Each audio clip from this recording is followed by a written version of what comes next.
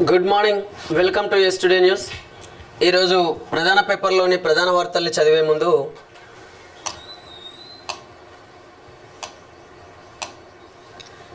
ఎస్టుడే తెలుగు సత్యం అనునిత్యం అనే ఛానల్ని సబ్స్క్రైబ్ చేసుకోగలరు. అదేవిధంగా మీకు నచ్చిన అంశాలు ఏమైనా ఉంటే లైక్ చేయండి, ప్రోత్సహించండి. వీలైనంత మేరకు ప్రజల నుంచి ప్రజల వద్దకు, ప్రజల యొక్క సమాచారాన్ని ప్రజల వద్దకు తీసుకెళ్లాలనే ఉద్దేశంతోనే ఛానల్ ఏర్పాటు చేయడం జరిగింది. ఇది సామాన్యుల స్వరాన్ని సమాజానికి తెలియజేయాలనే ఉద్దేశంతో, అదేవిధంగా అత్యంత పేద ప్రజల యొక్క సమాచారాన్ని ఇంకా పూర్తి స్థాయిలో ప్రజలకు అందించినటువంటి పరిస్థితి ఉంది. కాబట్టి మనం అత్యంత సామాన్యుల స్వరాన్ని కూడా సమాజానికి తెలియజేయాలనే ఉద్దేశంతో మనం ఛానల్ ఏర్పాటు చేయడం జరిగింది.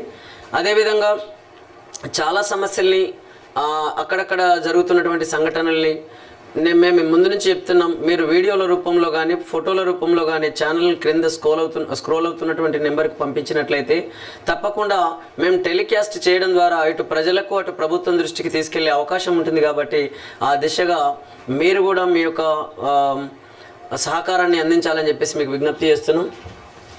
అదేవిధంగా ఈనాడు ప్రధాన పేపర్లోని ప్రధాన వార్తలను చూద్దాం. ఉపాధి కల్పనతోనే అసలైన వృద్ధి, అత్యంత ముఖ్యమైన ఆరోగ్యం, విద్యకు ప్రభుత్వాలు ప్రాధాన్యం ఇవ్వడం లేదు. కేంద్రం, రాష్ట్రాలు పేద ప్రజలు పేదరిక స్వభావాన్ని గమనించాలి. ఆ దృక్కోణంలో స్వల్పకాలిక దీర్ఘకాలిక అంశాల ప్రాధాన్యాన్ని గుర్తించాలి. ఐఏఎస్లకు ప్రజా ప్రయోజనాలే గీటురాయి కావాలి. ఈనాడు ఇంటర్వ్యూలో ఆర్బీఐ మాజీ గవర్నర్ దువ్వూరి సుబ్బారావు అనే వార్తను మనం చూడొచ్చు. మనది వేగంగా అభివృద్ధి చెందుతున్నది, అతిపెద్ద ఆర్థిక వ్యవస్థ అంటున్నాం. వృద్ధి రేటు 7% అంటున్నాం. వృద్ధి అంత వేగంగా ఉంటే నిరుద్యోగం ఎందుకుందని ఒక ప్రశ్న. దానికి చాలా కారణాలు ఉండవచ్చు. ముఖ్యంగా ఉద్యోగ అవకాశాలు కల్పించే వృద్ధి అవసరం.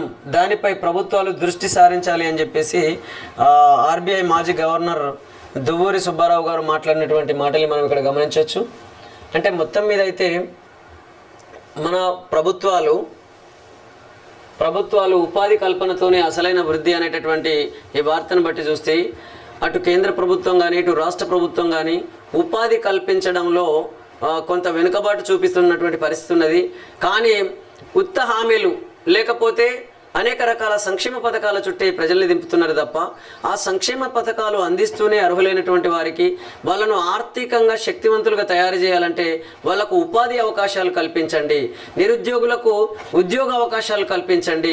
తద్వారా వారి యొక్క అంటే యువతరం యొక్క శక్తిని మనం ఉద్యోగాల ద్వారా, ఉపాధి అవకాశాల ద్వారా ఆ శక్తిని అటు వారి కుటుంబాలకు అదేవిధంగా ఈ దేశానికి ఉపయోగించే విధంగా వారిని తీర్చిదిద్దినట్లయితే తప్పకుండా ఈ దేశం ఆర్థికంగా శక్తివంతంగా తయారయ్యే అవకాశం ఉన్నదని చెప్పేసి మాజీ గవర్నర్ గారు మాట్లాడుతున్నారు. అదేవిధంగా అనేక మంది మేధావులు కూడా మాట్లాడుతున్నటువంటి విషయాలను మీ దృష్టికి తీసుకొస్తున్నాం. 9 నుంచి 13 స్థానాలు గెలుస్తాం. నేటి నుంచి 100% పాలనపైనే దృష్టి.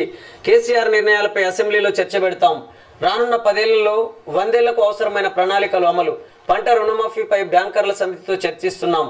రేషన్ కార్డులపై బియ్యంతో పాటు మరిన్ని నిత్యావసరాలు. విద్య, వైద్యం, వ్యవసాయంపైనే సర్కారు దృష్టి.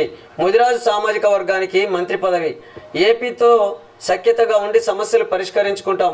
మీడియాతో చిట్చాట్లో సీఎం రేవంత్ రెడ్డి అనే వార్తను మనం ఇక్కడ చూడొచ్చు. రాష్ట్రంలో రాజకీయాలు ఆరోపణల పర్వం ముగిసిందని, బుధవారం నుంచి పూర్తిగా 100% పాలనపైనే దృష్టి సారిస్తామని సీఎం రేవంత్ రెడ్డి చెప్పారు. తెలంగాణలో కాంగ్రెస్ పార్టీ 9 నుంచి 13 స్థానాలు గెలుస్తుందని తెలిపారు. జాతీయ స్థాయిలో భాజపాకు 220కి మించి సీట్లు వచ్చే అవకాశాలు లేవన్నారు. మంగళవారం సాయంత్రం తన నివాసంలో ముఖ్యమంత్రి మీడియాతో చిట్చాట్లో మాట్లాడారు. విలేకరులు అడిగిన పలు ప్రశ్నలకు సమాధానాలు ఇచ్చారు.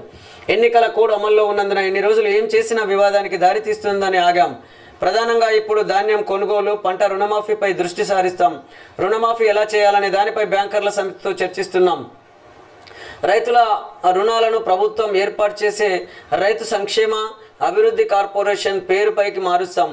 ఈ కార్పొరేషన్ రుణం తీసుకుని రైతుల తరఫున బ్యాంకులకు చెల్లిస్తుందని సీఎం రేవంత్ రెడ్డి గారు చేసినటువంటి వాక్యాలు మనం ఇక్కడ చూడవచ్చు. అంటే ఎవరి పార్టీ గెలుస్తుందని వారి నాయకులు మాట్లాడుతున్నటువంటి పరిస్థితిని మనం ఇక్కడ గమనించవచ్చు. కాంగ్రెస్ పార్టీ కూడా 9 నుంచి 13 స్థానాలు గెలుస్తామని చెప్పేసి వారి యొక్క ధీమాను వ్యక్తం చేస్తున్నట్లు మనకి ఇక్కడ ఈ వార్తను బట్టి చూస్తే అర్థమవుతుంది. కాబట్టి రేవంత్ రెడ్డి గారు కూడా తన ధీమా వ్యక్తం చేస్తూనే అదేవిధంగా రానున్న 10 ఏళ్లలో 100 ఏళ్లకు అవసరమైన ప్రణాళికలు అమలు చేస్తామని అంటున్నారు. ఇక విద్య, వైద్యం, వ్యవసాయం పైన సర్కారు దృష్టి అంటున్నారు. అదేవిధంగా రేషన్ కార్డులో బియ్యంతో పాటు మరిన్ని నిత్యావసర వస్తువులను సరఫరా చేస్తామని చెప్పేసి అంటున్నారు. ఇక ముదిరాజు సామాజిక వర్గానికి మంత్రి పదవి ఇచ్చేటటువంటి ఆలోచనను కూడా తను ఈ వార్త ద్వారా మనం చూడొచ్చు. అయితే మనం ఇక్కడ ఒకటి గమనించాలి. అంటే బీసీ సామాజిక వర్గంలోని ముదిరాజు బిడ్డలకు ఎవరో మంత్రి పదవులు ఇస్తే తప్ప వేరుగా వాళ్ళతో సమానంగా శక్తివంతంగా పోటీ పడే పరిస్థితి లేనట్లుగానే మనకి ఎన్నికల వ్యవస్థలో కనబడుతుందని చెప్పేసి అనేక మంది మేధావులు అంటున్నారు. అందుకే మనం అంటున్నాం స్టార్టింగ్ నుంచి కూడా ధనవంతులు పార్టీలు పెట్టి వాళ్ళు మిగతా వాళ్లకు బీఫామ్లు కేటాయించి ఆ బీఫామ్ల ద్వారా గెలుపొందిన తర్వాత ఆ పార్టీ అధినేతల కనుసన్నల్లో వీళ్ళు పరిపాలన కొనసాగిస్తున్నటువంటి పరిస్థితి ఉన్నది. అదేవిధంగా బీసీలకు, ఎస్సీలకు, ఎస్టీలకు ఇక్కడ పార్టీలు లేకపోవడం వల్ల కావచ్చు, లేదా ఒకవైపు ఎస్సీలకు అంటే ఎస్సీ నాయకత్వంలో బీఎస్పీ పార్టీ ఉన్నప్పటికీ అక్కడ కూడా యూపీలో మాయావతి మేడమే అది అత్యున్నత స్థానంలో ఉండడం, మిగతా సామాజిక వర్గాలకు ఆ పార్టీ అధ్యక్ష పదవి ఇవ్వడం అనేది జరగడం లేదు. కాబట్టి ఇదంతా కూడా వారసత్వ రాజకీయాలకు, కుటుంబ పాలనకు దారితీస్తున్నటువంటి పరిస్థితి ఉన్నది. కాబట్టి ఈ పరిస్థితులలో మార్పు రావాలి అంటే స్వేచ్ఛగా ఎస్సీ సామాజిక వర్గం కూడా ఈ దేశాన్ని పరిపాలించే పరిస్థితి రావాలి, ఎస్టీ సామాజిక వర్గం కూడా ఈ దేశాన్ని పరిపాలించే పరిస్థితి రావాలి, బీసీ సామాజిక వర్గం కూడా ఈ దేశాన్ని పరిపాలించే పరిస్థితి రావాలి, ఓసీలో ఉన్న మిగతా కమ్యూనిటీల వాళ్ళు, మిగతా పేద ప్రజలు కూడా ఈ దేశాన్ని పరిపాలించేటటువంటి పరిస్థితి రావాలి. ఆ పరిస్థితి రావాలంటే ఈ దేశంలో ఉన్నటువంటి ఆర్థిక సామాజిక పరిస్థితులకు అనుగుణంగా ఎన్నికల వ్యవస్థను రూపొందించుకొని పరిపాలించుకున్నప్పుడు మాత్రమే ప్రజలందరికీ సమాన అవకాశాలు, అటు ఆర్థికంగా ఇటు సామాజికంగా సమన్యాయం జరిగే అవకాశం ఉన్నది. లేకపోతే ఎక్కడ వేసిన గొంగడి అక్కడే అన్నట్లు ఈ దేశంలో ఉన్న అనేక సమస్యలన్నీ కూడా ఎక్కడికక్కడే అపరిష్కృతంగా మిగిలిపోయే అవకాశం ఉన్నదని చెప్పేసి అనేక మంది మేధావులు అంటున్నారు. కాబట్టి ముదిరాజు బిడ్డలకు ఒక మంత్రి పదవి ఇచ్చినంత మాత్రాన వాళ్ళు ఏదో ఈ రాష్ట్రానికి పాలకులైనట్లు మీరు భావిస్తుండొచ్చు అని అనిపిస్తున్నది అని చెప్పేసి కూడా కొంతమంది మేధావులు అంటున్నారు. కాబట్టి ఆ మంత్రి పదవి కాదు వాళ్ళకి కావాల్సింది, వాళ్ళు ఆర్థికంగా ఎదిగే విధంగా, వాళ్ళు బీసీలుగా ఉండకుండా బీసీలు ఓసీలతో సమానంగా ఆర్థికంగా సామాజికంగా ఎదిగే విధంగా మీరు ప్రయత్నాలు చేయండి. అప్పుడు మాత్రమే ఇటు ముదిరాజు సామాజిక వర్గం కానీ, అదేవిధంగా బీసీలు కానీ, బీసీలో ఉన్న మిగతా సామాజిక వర్గాల ప్రజలు కానీ, ఎస్సీలు, ఎస్టీలు, ఓసీల్లో ఉన్న పేద ప్రజలు కానీ హర్షించే అవకాశం ఉంటుంది. కాబట్టి ఆ దిశగా అడుగులు వేయాలని చెప్పేసి అనేక మంది మాట్లాడుతున్న మాటల్ని మీ దృష్టికి తీసుకొస్తున్నాం. ఎన్డీఏ నేతలు వెంటరాగా వారణాసిలో ప్రధాని నామినేషన్. హాజరైన నడ్డా, అమిత్ షా, రాజ్నాథ్ సింగ్, చంద్రబాబు, పవన్ కళ్యాణ్. ఉత్తరప్రదేశ్లోని వారణాసి కలెక్టరేట్లో నామినేషన్ పత్రాలు సమర్పిస్తున్నటువంటి ప్రధాని మోదీ అనే ఫోటోను చూడొచ్చు. 65.67% పోలింగ్ 2019 లోక్సభ ఎన్నికల కన్నా 2.95% ఎక్కువ.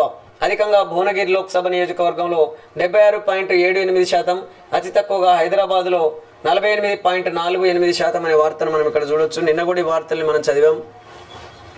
ఫోన్ ట్యాపింగ్ అనుమతుల్లో కుట్ర కోణం. ప్రభాకర్ రావుకు జారీ అధికారం కట్టడి పెట్టడంలో గూడుపుటాని. ఇండియన్ టెలిగ్రాఫ్ చట్ట ఉల్లంఘనపై ఆరా. అనుబంధ ఒప్పందం చేస్తేనే మేడిగడ్డ మరమ్మతులు. నీటిపారుదల శాఖకు తెలిపిన నిర్మాణ సంస్థ అనే వార్తను మనం చూడొచ్చు. వైకాపా మూకల రక్తదాహం. ఏపీలో 2వ రోజు హింసాకాండ. చంద్రగిరి తెదేపా అభ్యర్థి చంద్రగిరి తెదేపా అభ్యర్థి నానిపై హత్యాయత్నం. కారంపూడిలో తెదేపా సానుభూతి పరులపై దాడులు. పార్టీ కార్యాలయం విధ్వంసం. వైకాపా శ్రేణులకు సారథ్యం వహించిన ఎమ్మెల్యే పిన్నెల్లి. తాడిపత్రిలో ఎమ్మెల్యే పెద్దారెడ్డి ఆధ్వర్యంలో వైకాపా కార్యకర్తల బీభత్సం. తెదేపా బీసీ నాయకుడు సూర్యముని ఇంటిపై దాడి అనేటటువంటి వార్తను మనం చూడొచ్చు. నిజంగా ఎన్నికల వ్యవస్థలో మార్పులు రావాలి అని ఎందుకంటున్నామంటే, ఇదిగో ఈ ఎన్నికల వ్యవస్థలో ఉన్నటువంటి లోపాల వల్ల అత్యంత ధనవంతులైనటువంటి వాళ్ళు, సామాజికంగా బలమైనటువంటి సామాజిక వర్గానికి సంబంధించినటువంటి వాళ్ళు ఈ విధంగా దాడులకు పాల్పడుతూ కుట్ర రాజకీయాలు చేస్తూ ఒకరి మీద ఒకరు దాడులు చేసుకుంటూ ఒకరి మీద ఒకరు అంటే బలవంతంగా వాళ్ళు గెలవాలనే విధంగా అనేక రకాల ఆలోచనలతోని అనేక రకాల ప్రలోభాలతోని ప్రజల దగ్గరికి వస్తున్నటువంటి పరిస్థితి ఉన్నది. కాబట్టి పరిస్థితులలో మార్పు రావాల్సిన అవసరం ఉన్నది. ప్రజాస్వామ్యం అనంటే దాడులకు దారి తీసే పరిస్థితులు రాకుండా చూసుకోవాల్సిన అవసరం ఉన్నది. ప్రజాస్వామ్యం అనంటే ఈ కుట్ర రాజకీయాలు కొనసాగాలేనటువంటి పరిస్థితిని మనం తీసుకురావాల్సినటువంటి అవసరం ఉన్నది. అంతేగాని ఇక్కడ ఒకళ్ళ మీద ఒకళ్ళు దాడి చేసుకుంటూ అయితే వాళ్ళు లేకుంటే వీళ్ళే గెలవాలనే ఆలోచనతోని ఇటు కుటుంబ రాజకీయాలు ఉన్నాయి, వారసత్వ రాజకీయాలు ఉన్నాయి, ధన రాజకీయాలు ఉన్నాయి.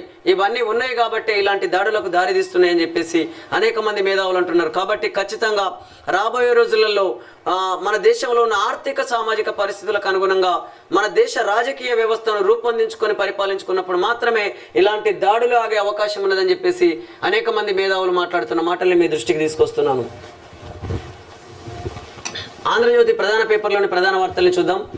ఇల్లు లేదు, కారు లేదు, ఆస్తి 3.02 కోట్లు. అఫిడవిట్లో ప్రధాని మోదీ. గంగా సప్తమి పర్వదినాన 3వ రోజు వారణాసి నుంచి నామినేషన్. బాబు, పవన్ సహా పలువురు నేతలు హాజరు. నామినేషన్కు ముందు గంగా స్నానం చేసి కాలభైరవుని దర్శించుకున్న ప్రధాని మోదీ. కాశీతో తన అనుబంధం అద్భుతమైనది, మాటల్లో చెప్పలేనిది అంటూ ఎక్స్లో పోస్ట్ అనే వార్తను మనం చూడొచ్చు. రైతు సంక్షేమం కార్పొరేషన్ ఏర్పాటు చేసి రుణం తీర్చుకుంటాం, దాని ద్వారానే రైతు రుణమాఫీ. సన్నడ్లు పండిస్తేనే 500 బోనస్. చూశారుగా, రైతులకు 500 బోనస్ కూడా ఇస్తామన్నటువంటి రాష్ట్ర ప్రభుత్వం సన్నడ్లు పండిస్తేనే 500 బోనస్ అంటే ఏదో ఒక కొర్రి పెడతారు. ఎన్నికల ముందు ఒకటి, ఎన్నికల తర్వాత ఒకటి, లేదా ఏదో ఒక కొర్రి పెట్టేసి ఆ అర్హులైనటువంటి ప్రజలకు పూర్తిగా పథకాలు అందనటువంటి పరిస్థితి తీసుకొస్తున్నారని చెప్పేసి కూడా అనేక మంది విమర్శిస్తున్నారు. కాబట్టి సన్నడ్లు పండిస్తేనే 500 బోనస్. రైతుల పంట ఉత్పత్తులు సేకరించి రేషన్ షాపుల ద్వారా పేదలకు సరఫరా. వచ్చే 10 ఏళ్ళు రాష్ట్ర పాలనలోనే ఉంటా. ఫోన్ ట్యాపింగ్ పై అసెంబ్లీలోనే చెబుతాం. ఏపీలో ఎవరు ముఖ్యమంత్రి అయినా సత్సంబంధాలు పెట్టుకుంటాం. సమస్యలు శాశ్వతంగా పరిష్కరించుకుంటాం. కేంద్రపాలిత ప్రాంతం విఫల ప్రయోగం. మండలాలు, రెవెన్యూ డివిజన్ల హేతుబద్ధీకరణ చేశాకే జిల్లాలపై ఆలోచన. రాష్ట్రంలో 13 పార్లమెంట్ స్థానాల్లో గెలుస్తాం. 6 సీట్లలో బీఆర్ఎస్ డిపాజిట్లు కోల్పోతుంది. మెదక్లో మాత్రమే ఆ పార్టీ పోటీ ఇస్తుంది. కంటోన్మెంట్లో 20,000 మెజార్టీ వస్తుంది. మీడియాతో చిట్చాట్లో సీఎం రేవంత్ రెడ్డి అనే వార్తను మనం చూడొచ్చు. మండలాలు, రెవెన్యూ డివిజన్ల హేతుబద్ధీకరణ చేయకుండా జిల్లాలను ఏర్పాటు చేసిన ఉపయోగం ఉండదు. ముందుగా మండలాలు, రెవెన్యూ డివిజన్ల రేషనలైజేషన్ చేపడతాం. కేసీఆర్ ఇష్టానుసారంగా జిల్లాలు ఏర్పాటు చేశారు. 1 కోటి జనాభా ఉన్న హైదరాబాదును ఒక జిల్లా చేసి ఒకే నియోజకవర్గంగా ఉన్న వనపర్తిని జిల్లా చేశారు అనేటటువంటి వార్తను మనం ఇక్కడ చూడొచ్చు. 9 నుంచి 13 సీట్లు పక్క. ఆత్మవిశ్వాసంతో అధికార కాంగ్రెస్ అసెంబ్లీతో పోలిస్తే మరో 4-5% ఓటింగ్ పెరుగుతుందని నేతల అంచనా. ముఖ్య నేతలతో సీఎం రేవంత్ సమీక్ష అనే వార్తను మనం చూడొచ్చు. పులివర్తి నాని కారుపై పెద్ద సుత్తితో దాడి చేస్తున్న వైసీపీ మూకలు. అదే సుత్తితో గన్మెన్ పైన దాడి అనేటటువంటి ఈ ఫోటోను చూడొచ్చు, ఈ వార్తలు చూడొచ్చు. అందుకే మనం ముందు నుంచి అంటున్నాం, కుట్ర రాజకీయాలకు తావు లేకుండా, విధ్వంసకర సంఘటనలకు తావు లేకుండా, దాడులకు తావు లేనటువంటి రాజకీయ వ్యవస్థను రూపొందించుకోవాల్సినటువంటి అవసరం ఉన్నది. అంటే తొవ్వలే చక్కగా లేనప్పుడు మనం ఏ వాహనం మీద పోయినా ఎత్తేస్తుంది అని ఏ విధంగా అయితే మనకు ఆలోచిస్తున్నామో అదే విధంగా అంటే ఈ రాజకీయ వ్యవస్థలో లోపం ఉన్నప్పుడు ఏ పార్టీ అధికారంలోకి వచ్చినా మన ప్రజల సమస్యలు పరిష్కరించబడే అవకాశమే లేదని చెప్పేసి అనేక మంది మేధావులు మాట్లాడుతున్నారు. వైసీపీ విధ్వంసకాండ. ఏపీలో చంద్రగిరి టీడీపీ అభ్యర్థిపై హత్యాయత్నం. 150 మంది వైసీపీ వర్గీయుల దాడి. గాయపడ్డ పులివర్తి నాని. గన్మెన్కు తీవ్ర గాయాలు. రబ్బర్ బుల్లెట్లతో గాలిలోకి బలగాల కాల్పులు. లాఠీచార్జ్. తాడిపత్రి పల్నాడులో 2వ రోజు వైసీపీ గూండాగిరి. ఏజెంటుగా కూర్చున్నాడని ధర్మవరంలో దాడి. టీడీపీ అనుకూల వ్యాఖ్యలు చేసిన వృద్ధుడిని శ్రీకాకుళంలో ఇంటికెళ్లి కొట్టిన స్థానిక వైసీపీ నేత. టీడీపీకి మద్దతు ఇచ్చాడని కౌలు రైతుపై దాడి అనే వార్తను మనం చూడొచ్చు. ఏపీలో రికార్డు బద్దలైంది. 81% పైగా పోలింగ్. సోమవారం అర్ధరాత్రికే 79.5%గా ప్రకటన. ఆ తర్వాత కొనసాగింపు. నేడు తుది ప్రకటన. 2019లో 79.88% నమోదు అనే వార్తను మనం చూడొచ్చు. వీధి కుక్క దాడిలో 6 నెలల చిన్నారి మృతి. భర్తకు మంచినీళ్ళు ఇచ్చేందుకు వెళ్లి వచ్చేలోపు దారుణం. వికారాబాద్ జిల్లా తాండూరు మండలం గౌతాపూర్లో ఘటన అనే వార్తను చూడొచ్చు. 66.30% పోస్టల్ బ్యాలెట్ సహా లోక్సభ ఎన్నికల్లో పోలింగ్.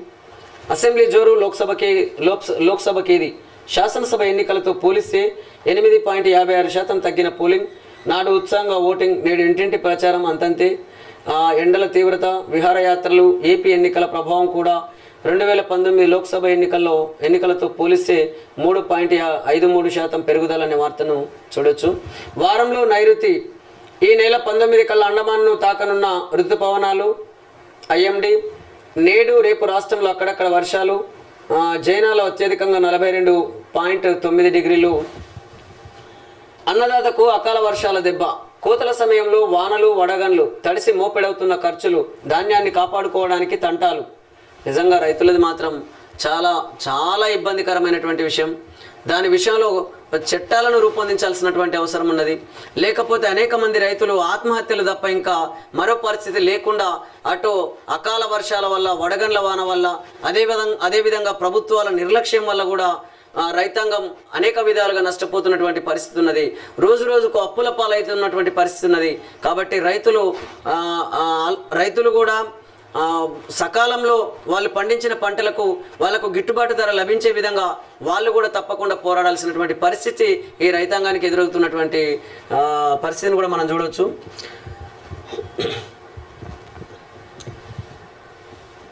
నాడు ఓటు, నేడు వేటు. షేక్పేట డివిజన్లో 3,942 మంది ఓట్ల గల్లంతు. ఆంధ్రజ్యోతి పరిశీలనలో వెల్లడి. ఈసీ పరిశీలన లేకుండానే తీసేసినట్లు సందేహం అని చెప్పేసి వార్తను చూడొచ్చు. నిజంగా ఉండాల్సిన ఓట్లు ఉండకూడని ఓట్లు ఉండేటట్టు ఇట్లా అనేక అవకతవకలు జరుగుతున్నటువంటి పరిస్థితి కూడా ఈ ఎన్నికల వ్యవస్థలో ఉన్నది. విమానాల్లో దొంగ. మహిళలు వృద్ధులను మాటల్లో పెట్టి బంగారు, వెండి నగలు దోచేస్తున్న వైనం. 110 రోజుల్లో 200 విమాన ప్రయాణాలు. అతడికి ఢిల్లీలో గెస్ట్ హౌస్, మొబైల్ షాపు, ఇంట్లో సోదాలు, చోరీ సొత్తు స్వాధీనం అనే వార్తను చూడొచ్చు. త్వరలో ఎస్ఎల్బిసి సొరంగం తవ్వకం. నెలాఖరున పునఃప్రారంభిస్తామన్న నిర్మాణ సంస్థ. శ్రీశైలం వైపు నుంచి సీపేజ్ కట్టడికి చర్యలు ముమ్మరం. నవంబర్లో 2 వైపులా ఏకకాలంలో టన్నెలింగ్. ప్రాజెక్టు పనుల కోసం ఇప్పటికే 50 కోట్లు విడుదల. త్వరలో సవరణ అంచనాలకు ప్రభుత్వ ఆమోదం అనేటటువంటి కడెంపై సర్కారు దృష్టి. 5 గేట్లకు మరమ్మతులు. నేడు ప్రాజెక్టు వద్దకు కీలక అధికారులు. గత 2 ఏళ్లు భారీ వరదలకు వణికిన ప్రాజెక్టు. మొత్తం 18 గేట్లు ఒకేసారి తెరుచుకొని వైనం. డిఎస్ఆర్పి సూచనపై దృష్టి పెట్టినటువంటి గత సర్కారు అనే వార్తను మనం ఇక్కడ చూడొచ్చు. కాంగ్రెస్లో బీఆర్ఎస్ విలీనం. రుణమాఫీ చేయకపోతే ఆగస్టు సంక్షోభం. అత్యుత్సాహంతో హామీలు, గ్యారంటీలు అమలు చేయకపోతే ప్రజలే కాదు సొంత పార్టీ నేతలు తిరగబడతారు. లక్ష్మణ్. రాష్ట్రంలో బీజేపీకి 12 సీట్లు పక్కా. ఈటెల రాజేందర్. ఎవరి ధీమాను వాళ్ళు వ్యక్తం చేస్తున్నటువంటి పరిస్థితి అయితే ఉన్నది. ఢిల్లీలో కుస్తీ, గల్లీలో దోస్తీ. తెలంగాణలో కాంగ్రెస్, బీజేపీ కలిసిపోయాయి. బీజేపీని గెలిపించడానికి శ్రమించిన రేవంత్. 6-7 చోట్ల కాంగ్రెస్ తరపున డమ్మీ అభ్యర్థులు. కేసీఆర్ బస్సు యాత్రతో రాజకీయాల్లో మలుపు. దేశంలో 2 కూటములకు మెజార్టీ రాదు. ప్రాంతీయ పార్టీలదే నిర్ణయాత్మక పాత్ర. కేటీఆర్ అనే వార్తను మనం చూడొచ్చు. నాన్ స్టిక్ పాత్రలతో ఆరోగ్యానికి ముప్పు. గీతలు పడితే విషవాయువులు, రసాయనాలు. ఒక్క గీత నుంచి 9,100 మైక్రో ప్లాస్టిక్ రేణువులు. వాటితో హార్మోనల్ సమస్యలు, క్యాన్సర్. మట్టి, గ్రానైట్ పాత్రలు ఉత్తమం అని చెప్పేసి ఐసీఎంఆర్ చెప్తున్నటువంటి వార్తను మనం గమనించవచ్చు. నిజంగా రోజు రోజుకు అభివృద్ధి చెందుతున్నది అని చెప్పేసి మనం అనుకుంటున్నాం, కానీ ఆ అభివృద్ధి పేరుతోనే అనేక రకాల అనారోగ్య సమస్యలు తలెత్తుతున్నాయి అని చెప్పేసి ఆలోచించినటువంటి వైనం కనబడుతున్నది అని చెప్పేసి కూడా అనేక మంది మేధావులు, సైంటిస్టులు అంటున్నారు. నిజంగా వంట పాత్రలు ఒకప్పుడు మట్టి కుండల్లో వండుకునే వాళ్ళం, ఇవాళ మట్టి పాత్రల్లో వండుకునే వాళ్ళం, మట్టి పాత్రలతో నీళ్లు తాగే వాళ్ళం. కానీ ఆ రోజు ఆరోగ్యంగా ఉన్నారు, అనేక సంవత్సరాలు అంటే అత్యంత ఎక్కువ కాలం బ్రతికినటువంటి పరిస్థితి నాటి కాలంలో ఉన్నది. నేడు అభివృద్ధి పేరుతోని క్రమంగా అల్యూమినియం పాత్రలు వచ్చినాయి, కాపర్ పాత్రలు వచ్చినాయి, అదేవిధంగా రకరకాల స్టీల్ పాత్రలు వచ్చినాయి, ఇక నాన్ స్టిక్ పాత్రలు కూడా వచ్చినాయి. కానీ ఈ పాత్రల్లో సమస్యలు ఏంటంటే ఒక్క గీత పడ్డా కూడా అక్కడ విషవాయువు, అదేవిధంగా రసాయనాలు బయటకు వచ్చే అవకాశం ఉంది. దాని ద్వారా కూడా ఆ విషతుల్యమైనటువంటి ఆహారం తీసుకోవడం వల్ల క్యాన్సర్ లాంటి ఇంకా రకరకాల వ్యాధులు మనకు వచ్చే అవకాశం ఉన్నదని చెప్పేసి సైంటిస్టులు చెప్తున్నారు. కాబట్టి దీన్ని దృష్టిలో పెట్టుకొని గతంలో మన పూర్వీకులు ఏ విధంగా అయితే ఆహారాన్ని ఉత్పత్తి చేసుకున్నారో, ఏ విధంగా ఆహారాన్ని వంటలు చేసుకున్నారో, ఎలాంటి వంట పాత్రల్లో వంట చేసుకున్నారో, ఏ విధంగా వాళ్ళు దాదాపు 100 ఏళ్లకు పైగా బ్రతికారో, ఇవన్నిటిని అధ్యయనం చేసి దానికి అనుగుణంగా శాస్త్రీయ పరంగా ఈ వంట పాత్రలు తయారు చేసుకొని మనం జీవించినట్లయితే అత్యంత ఎక్కువ కాలం జీవించే అవకాశం ఉన్నదని చెప్పేసి కూడా అనేక మంది సైంటిస్టులు మాట్లాడుతున్న మాటల్ని మీ దృష్టికి తీసుకొస్తున్నాం. అదేవిధంగా దిశ ప్రధాన పేపర్లోని ప్రధాన వార్తల్ని చూద్దాం. తిహార్ జైలును పేల్చేస్తాం, డైనమిక్ బ్యూరో అంటే తిహార్ జైలును పేల్చేస్తామని ఇవాళ గుర్తు తెలియని దుండగులు ఫోన్ చేసి బెదిరించారు. అప్రమత్తమైన జైలు అధికారులు పోలీసులకు సమాచారం అందించారు. వెంటనే స్పందించిన పోలీసులు రంగంలోకి దిగారు. ఆ ఫోన్ కాల్ ఎవరు చేశారు, ఎక్కడి నుంచి చేశారనే కోణంలో దర్యాప్తు చేస్తున్నారు. ఇదిలా ఉంటే ఢిల్లీ లిక్కర్ స్కామ్ కేసులో ఎమ్మెల్సీ మాజీ ముఖ్యమంత్రి కేసీఆర్ కూతురు కల్వకుంట్ల కవిత ఈ జైల్లోనే ఉన్న విషయం తెలిసిందే అనేటటువంటి వార్తను చూడొచ్చు. ఏకంగా తిహార్ జైలును పేల్చేస్తామని చెప్పేసి బెదిరింపు కాల మరి ఈ కాలం కానీ మొత్తం మీద కాల్ చేసినటువంటి వైనాన్ని మనం ఇక్కడ చూడొచ్చు. జూన్ 4న రుణమాఫీ, కేంద్రంలో అధికారం ఇండియా కూటమిదే. కాంగ్రెస్ అగ్రనేత రాహుల్ గాంధీ సంచలన వ్యాఖ్యలు. కేంద్రంలో ఇండియా కూటమిదే అధికారం అని, జూన్ 4న దేశవ్యాప్తంగా ఉన్న రైతుల రుణాలను మాఫీ చేసి తీరుతామని ఏఐసీసీ అగ్రనేత రాహుల్ గాంధీ కీలక వ్యాఖ్యలు చేశారు. ఉత్తరప్రదేశ్లో ఇవాళ నిర్వహించిన ఎన్నికల ప్రచార సభలో మాట్లాడిన ఆయన యూపీఏ ప్రభుత్వం రైతు రుణాలను మాఫీ చేసినట్లు మరోసారి రైతు రుణాలను మాఫీ చేసి చూపుతామన్నారు. ఈ విషయంలో ఆదాని, అంబానీ, మోదీ, మీడియా ఏం రాసుకుంటారో రాసుకోండి, ఎవరికి భయపడేది లేదు అంటూ హాట్ కామెంట్ చేశారు అనే వార్తను చూడవచ్చు. మీరు ఎవరికి భయపడరు, ప్రజలే మీకు భయపడే పరిస్థితి ఉన్నది ఈ వ్యవస్థలో. 13 సీట్లు పక్కాగా గెలుస్తాం. పార్లమెంట్ ఎన్నికల్లో తెలంగాణలో 13 సీట్లు పక్కగా గెలుస్తామని కాంగ్రెస్ పార్టీ అంచనాలతో ఉన్నది. ఇవాళ పార్టీ ముఖ్య నేతలు, ఎమ్మెల్యేలు, అభ్యర్థులతో సీఎం రేవంత్ రెడ్డి ఫోన్ కాన్ఫరెన్స్లో మాట్లాడారని చెప్పేసి ఈ వార్తను మనం ఇంతకుముందు కూడా చూసాం. అన్ని చోట్ల పోలింగ్ కాంగ్రెస్కి అనుకూలంగా సీఎం రేవంత్తో అభ్యర్థులు, ఎమ్మెల్యేలు అనే వార్తను మనం ఇంతకుముందు పేపర్లలో కూడా చూస్తున్నాం. వచ్చే 3 రోజులు వర్షాలు, వాతావరణ శాఖ వెల్లడి. కాంగ్రెస్ బీజేపీలను గింగరాలు కొట్టించాం, ఆ పార్టీల కంటే ఎక్కువ సీట్లు గెలవబోతున్నాం. వాళ్ళది ఢిల్లీలో కుస్తీ, గల్లీలో దోస్తీ. దేశ రాజకీయాలను శాసించేది ప్రాంతీయ పార్టీలే. బీఆర్ఎస్ వర్కింగ్ ప్రెసిడెంట్ కేటీఆర్ అనేటటువంటి వార్తను మనం చూడొచ్చు. నిజంగా పార్టీల పేరుతోని వీళ్ళు మాత్రమే పాలకులు అవుతున్నటువంటి పరిస్థితి ఉన్నది. కాబట్టి ఈ పార్టీ స్వామ్యం పోవాలి, నిజమైన ప్రజాస్వామ్యం రావాలనే ఆలోచన చేస్తున్నటువంటి అనేక మంది మేధావులు మన తెలంగాణ రాష్ట్రంలో ఉన్నారు. అదేవిధంగా మన దేశవ్యాప్తంగా కూడా దిశగా అనేక మంది ప్రయత్నం చేస్తున్నారు. కాబట్టి నిజమైన ప్రజాస్వామ్యం అంటే సెలక్షన్ పార్టీల చేతుల్లో పెట్టి ఎలక్షన్ ప్రజల చేతుల్లో పెట్టడం కాదు. సెలక్షన్ కానీ ఎలక్షన్ కానీ ప్రజల ద్వారా మాత్రమే జరగాలని చెప్పేసి కూడా అనేక మంది మేధావులు అంటున్న మాటల్ని మీ దృష్టికి తీసుకొస్తున్నాం. టెట్ అభ్యర్థులకు టీషర్ట్ టెక్నిక్స్ ఈ నెల 15వ తేదీ నుంచి ప్రత్యేక కార్యక్రమాలు. టీఎస్పీఎస్సీ ఆధ్వర్యంలో ఈ నెల 20వ తేదీ నుంచి జూన్ 3వ తేదీ వరకు నిర్వహించే టెట్ టీచర్స్ ఎలిజిబిలిటీ టెస్ట్ కు హాజరయ్యే అభ్యర్థులకు మెలకువలు చెప్పేందుకు టీషర్ట్ నిపుణ ఛానల్లో ప్రత్యక్ష ప్రసారం కార్యక్రమాన్ని ఏర్పాటు చేశామని సీఈఓ బోధనపల్లి వేణుగోపాల్ రెడ్డి తెలిపారు. ఈ నెల 15వ తేదీ బుధవారం నుంచి 4 రోజుల పాటు 5 సబ్జెక్టులపై అనుభవం కలిగిన ఉపాధ్యాయులతో ప్రత్యేక లైవ్ కార్యక్రమం ఉంటుందని పత్రికా ప్రకటనలో వెల్లడించారు. ఉదయం 11 గంటల నుంచి 12 గంటల వరకు 12 గంటల పాటు ప్రత్యేక ప్రసారం ఉంటుందని తెలిపారు.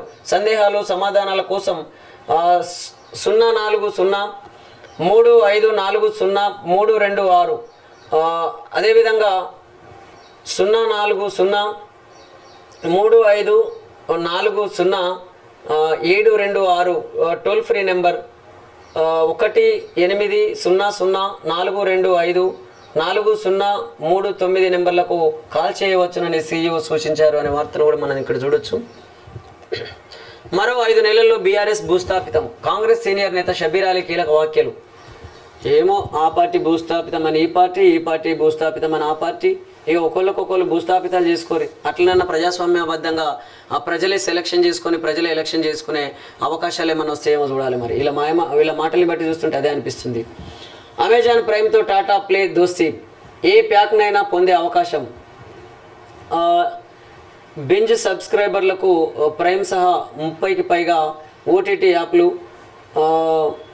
టీవీలో ఓటీటీ ప్లాట్ఫామ్లోనూ వీక్షకులకు ప్రైమ్ ప్రయోజనాలను అందించడానికి టాటా ప్లే అమెజాన్ ప్రైమ్తో జతకట్టింది.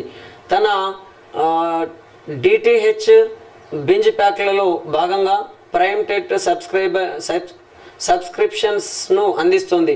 అంతేకాకుండా వివిధ ప్యాక్లలో టీవీ ఛానళ్ళు, ప్రైమ్ వీడియో కంటెంట్ లైబ్రరీ యాక్సెస్తో పాటు అమెజాన్లో ఆర్డర్లు అదే రోజు లేదా మరుసటి రోజే డెలివరీ అందుకోవచ్చు. ఈ భాగస్వామ్యంతో టాటా ప్లే డిటిహెచ్ సబ్స్క్రైబర్లు నెలకు 199 నుంచి ప్రారంభమయ్యే ఏ ప్యాక్నైనా ఎంపిక చేసుకోవచ్చు. టీవీ ఛానళ్ళు ప్రైమ్ టెట్ కంటెంట్ పొందవచ్చు. బింజ్ సబ్స్క్రైబర్లు ప్రైమ్ లైట్ మాత్రమే కాకుండా 30కి పైగా ఓటీటీ యాప్లు ఎంచుకునే వీలుంటుంది. ప్రైమ్తో పాటు 6 ఓటీటీల కోసం 199, అదే 33 యాప్లు కొనాలనుకుంటే 349 చెల్లించాల్సి ఉంటుంది. ఇవి కాకుండా టాటా ప్లే డిటిహెచ్ వినియోగదారులు అమెజాన్ ప్రైమ్ వార్షిక సబ్స్క్రిప్షన్లలో రాయితీ పొందవచ్చని ఒక వ్యాపారానికి సంబంధించినటువంటి వార్తను మనం ఇక్కడ చూడవచ్చు. నెలలు గడుస్తున్న భువనగిరి కలెక్టరేట్ ఎదుట రైతుల ధర్నా. నెలలు గడుస్తున్న ధాన్యం కొనరా. భువనగిరి కలెక్టరేట్ ఎదుట రైతుల ధర్నా. ఆరుగాలం శ్రమించి పండించిన ధాన్యాన్ని కొనుగోలు చేయడం లేదంటూ యాదాద్రి భువనగిరి జిల్లా కలెక్టరేట్ ఆఫీస్ ఎదుట రైతులు ఆందోళనకు దిగారు. కొనుగోలు కేంద్రాలు ఏర్పాటు చేసిన నెలలు గడుస్తున్నా కొనుగోలు చేయడం లేదని ఆగ్రహం వ్యక్తం చేశారు. ఒకవైపు వర్షాలు పడే అవకాశం ఉందంటూ హెచ్చరిస్తున్న అధికారులు ధాన్యాన్ని ఎందుకు కొనటం లేదని ప్రశ్నించారు. ఎటువంటి షరతులు లేకుండా తడిచిన ధాన్యాన్ని కొనుగోలు చేయాలని డిమాండ్ చేశారు. బోనస్ సైతం చెల్లించాలన్నారు అని చెప్పేసి మనం ఈ వార్తల్ని చూడవచ్చు. నిజంగా నెలలు గడుస్తున్నా కూడా ధాన్యం కొనరా అని చెప్పేసి భువనగిరి జిల్లా రైతాంగం ధర్నాలు చేస్తున్నటువంటి పరిస్థితి ఉన్నది. కాబట్టి రాష్ట్ర ప్రభుత్వం ఆలోచించాలి. ఇప్పటికే రైతులు పంటలు వేసుకునే సమయం కూడా వచ్చింది. కానీ ఇవాళ కొనుగోలు కేంద్రాలలో కుప్పలుగా ఎక్కడికక్కడ ధాన్యం నిల్వ ఉన్నటువంటి పరిస్థితి ఉన్నది. కాబట్టి అక్కడ రైతులు ఎదురుచూపులు ఉన్నాయి.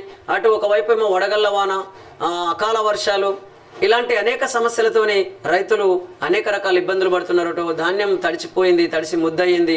మళ్ళా మార్చురైజర్ రాదని చెప్పేసి అక్కడ మీరు వడ్లెండబోయాలని చెప్పేసి పదే చెప్తూ వాళ్ళు చేసిన పనిని 10 సార్లు చేయడం, ఇట్లా వాళ్ళ రెక్కలు ముక్కలు చేసుకొని పంటలు పండిస్తుంటే ఈ ప్రభుత్వాలు పట్టనట్లు వ్యవహరిస్తున్న తీరు చూస్తే చాలా బాధ అనిపిస్తుందని చెప్పేసి కూడా అనేక మంది తెలంగాణ ప్రజలు మాట్లాడుతున్నారు.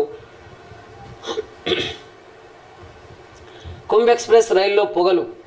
మొత్తం మీద రైలు చక్రాల నుంచి పొగలు వచ్చినటువంటి పరిస్థితిని ఆ వార్తను చూడవచ్చు. సకాలంలో మంటలార్పినటువంటి వార్త అది. టోల్గేట్ డబ్బులు అడిగాడని కారుతో ఢీకొట్టాడు. మహిళకు తీవ్ర గాయాలు. సోషల్ మీడియాలో వీడియో వైరల్. ఉత్తరప్రదేశ్లో టోల్గేట్ వద్ద డబ్బులు అడిగినందుకు కారుతో ఢీకొట్టిన ఘటన తాజాగా సోషల్ మీడియాలో వైరల్గా మారింది. నిన్న సాయంత్రం ఢిల్లీ మీరట్ ఎక్స్ప్రెస్ హైవేపై ఉన్న కాశీ టోల్ ప్లాజా ఢిల్లీ నుంచి వస్తున్న ఒక కారుకు ఫాస్టాగ్ లేకపోవడంతో డబ్బులు చెల్లించాలని సిబ్బంది కార్ డ్రైవర్ను అడిగారు. ఈ క్రమంలోనే కార్ డ్రైవర్ సిబ్బందితో వాగ్వివాదానికి దిగాడు. అంతేకాకుండా దుర్భాషలాడుతూ ముందు నిల్చున్న మహిళను కారుతో ఢీకొట్టి వెళ్ళిపోయాడు. ఈ ఘటనలో ఆమెకు తీవ్ర గాయాలయ్యాయి. వెంటనే ఆమెను స్థానిక ఆసుపత్రికి తరలించారు. టోల్ ప్లాజా మేనేజర్ కారు డ్రైవర్పై పోలీసులకు ఫిర్యాదు చేశాడు. సీసీటీవీ ఫుటేజీ ఆధారంగా పోలీసులు దర్యాప్తు చేస్తున్నారు అనే వార్తను మనం ఇక్కడ చూడొచ్చు. అదేవిధంగా నమస్తే తెలంగాణ ప్రధాన పేపర్లోని ప్రధాన వార్తల్ని చూద్దాం.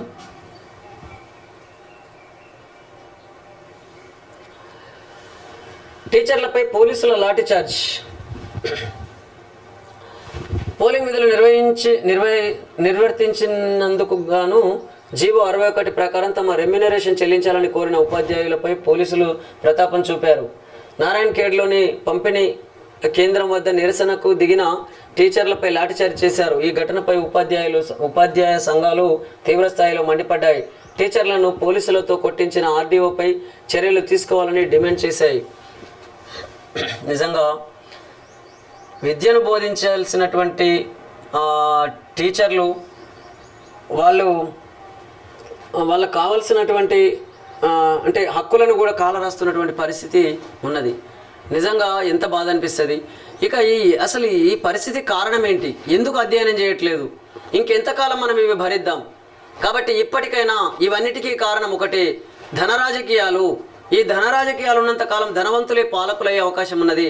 ధనవంతులు పాలకులు అవుతున్నంత కాలం, పెట్టుబడులు పెట్టి రాజకీయాల్లోకి వస్తున్నంత కాలం వాళ్ళు అంటే ఈ ఎన్నికలను కూడా ఒక వ్యాపార కేంద్రంగా మలుచుకుంటున్నటువంటి పరిస్థితి ఉన్నది. కాబట్టి అలాంటి రాజకీయాలకు అవకాశాలు లేని విధంగా ఈ ఎన్నికల వ్యవస్థను రూపొందించుకొని పరిపాలించుకున్నప్పుడు మాత్రమే ఈ లాఠీ చార్జీలు, లేకపోతే ఈ ధర్నాలు, రాస్తారోకోలు, ఈ ప్రజలకున్న సమస్యలు ఇవన్నీ కూడా ఆగే అవకాశం ఉన్నది. ఈ సమస్యలన్నీ పరిష్కరించబడే అవకాశం ఉన్నదని చెప్పేసి అనేక మంది అంటున్నారు.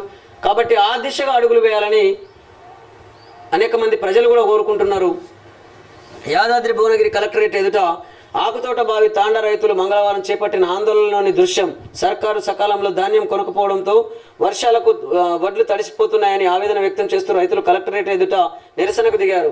వారిని అక్కడి నుంచి పంపించేందుకు పోలీసులు ప్రయత్నించగా తమ కష్టాలు తీర్చాలంటూ గిరిజన రైతులు పోలీసుల కాళ్ళు మొక్కుతున్నారు అని చెప్పేసి ఈ ఫోటోను చూడొచ్చు. ఎంత దయనీయమైన స్థితిలో నా రైతాంగం ఉన్నదో ఈ రాష్ట్రంలో, ఎలాంటి ఇబ్బందుల్లో ధర్నాలు చేస్తున్నారు. ఆ ధర్నాలు చేస్తున్న సందర్భంగా వీళ్ళు పోలీసులతో వాళ్ళని కట్టడి చేయాలని చూస్తున్నారు, కానీ వాళ్ళకున్న సమస్యలను పరిష్కరిద్దామనే ఆలోచన కరువైనటువంటి పరిస్థితి ఈ రాష్ట్రంలో ఉన్నదని చెప్పేసి అనేక మంది ప్రజలు మాట్లాడుతున్నారు. కాబట్టి ఇప్పటికైనా రాష్ట్ర ప్రభుత్వం తేరుకొని సకాలంలో రైతుల ధాన్యాన్ని కొనాలని చెప్పేసి మేము కూడా విజ్ఞప్తి చేస్తున్నాం.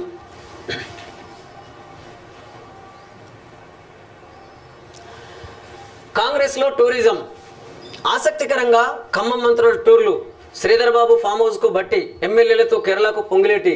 ఎన్నికల తర్వాతే టూర్లు. రాజకీయ వర్గాల్లో జోరుగా చర్చ. పట్టభద్రుల ఎమ్మెల్సీ ఎన్నికల సమీక్షకు మంత్రుల డుమ్మా.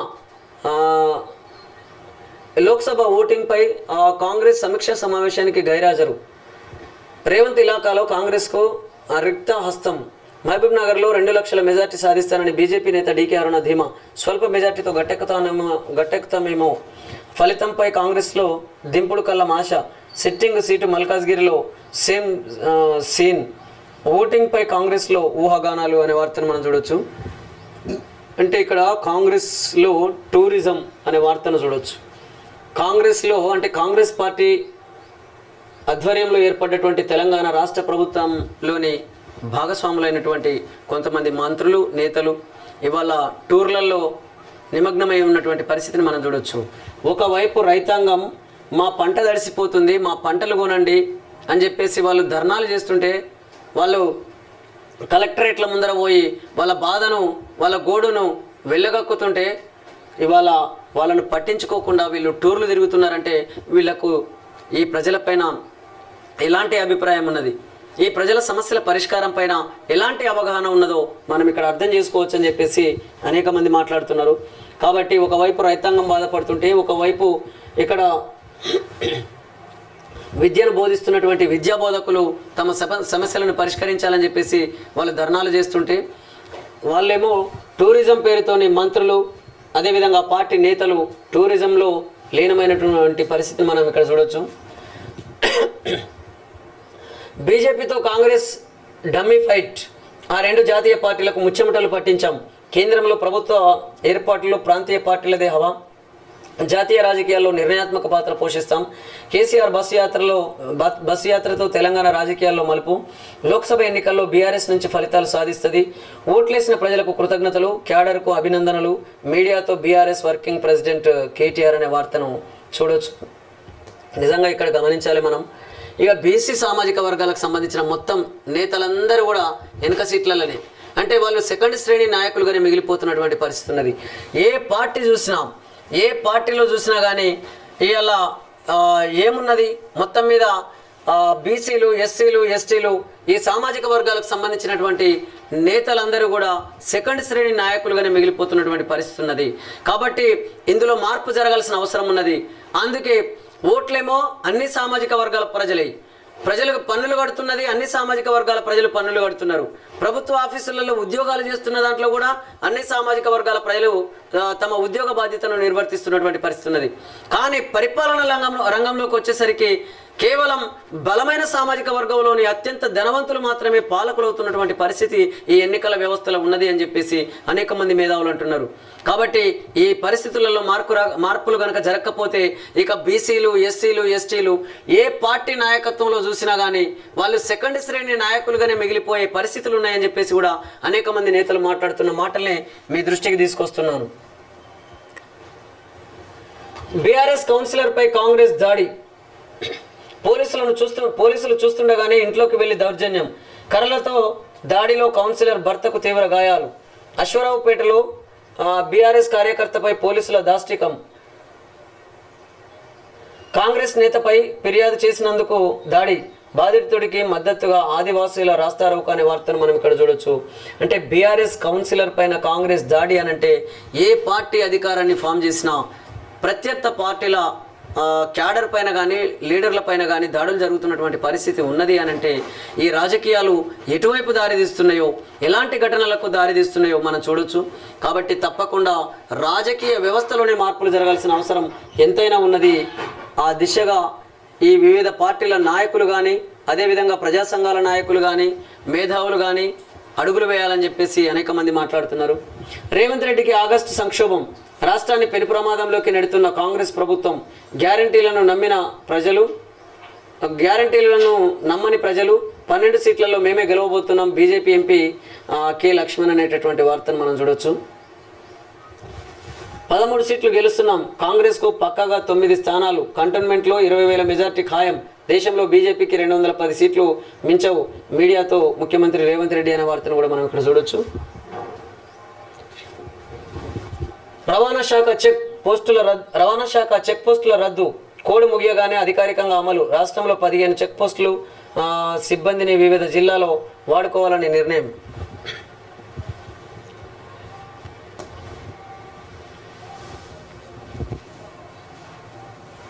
మోదీ సీట్లో ఎవరు?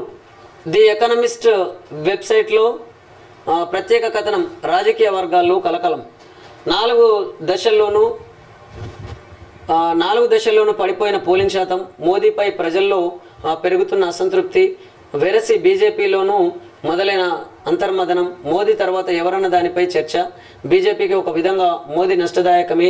2019లో మోదీని చూసే బీజేపీకి పడ్డ ఓట్లు మోదీ తర్వాతే బీజేపీ అన్నట్టు మారిన చిత్రం.